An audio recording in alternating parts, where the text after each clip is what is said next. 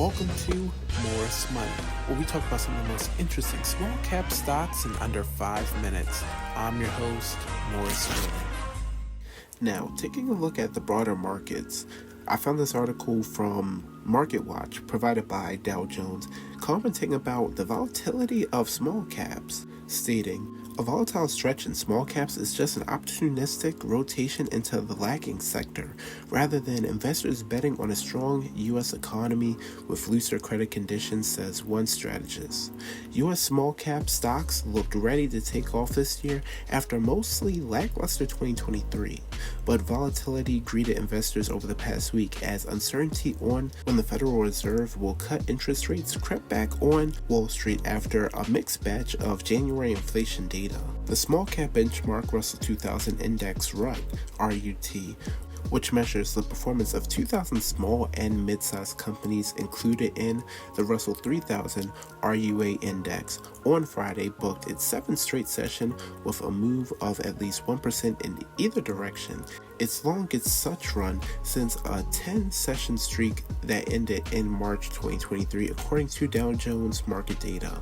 For the week, the Russell 2000 advanced 1.1%, outperforming the tech-heavy NASDAQ composite, which fell 1.3% by the widest margin since the week ending December 15th of last year. Additionally, the S&P 500 fell 0.4% for the week, while the Dow Jones Industrial Average was off by 0.1%. with all three major large-cap indexes snapping 5-week winning streaks according to Dow Jones market data.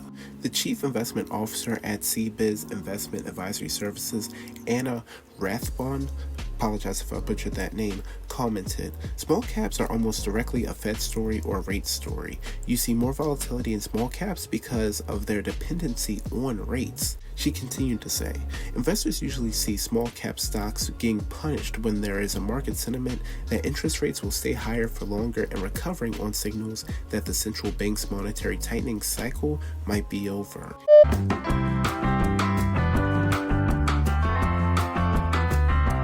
Concluding with a comment from Steve Sonic, again, apologize if I butchered the name, the chief strategist at Interactive Brokers, he commented, "That's why the extra volatility in small cap stocks over the past week should be characterized as an opportunistic rotation into a lagging sector as the mega cap tech lead rally has broadened out instead of a fundamental move into small cap stocks amid looser credit conditions or a strong U.S. economy. Small cap stocks move because the money is flowing into them as momentum carries the stocks along the way, but the downside is many stocks are unprofitable, which means they either need a strong economy or relatively favorable rates in order to borrow money and stay afloat until they can be profitable." Now, I have a question for you as we conclude the video. Do you purchase small cap stocks that are unprofitable and hence more risky in the U.S. economy, at least right now, or do you look for small cap stocks that are profitable that can thrive during times like these? Let me know your thoughts down below, and thank you for watching Morris Money.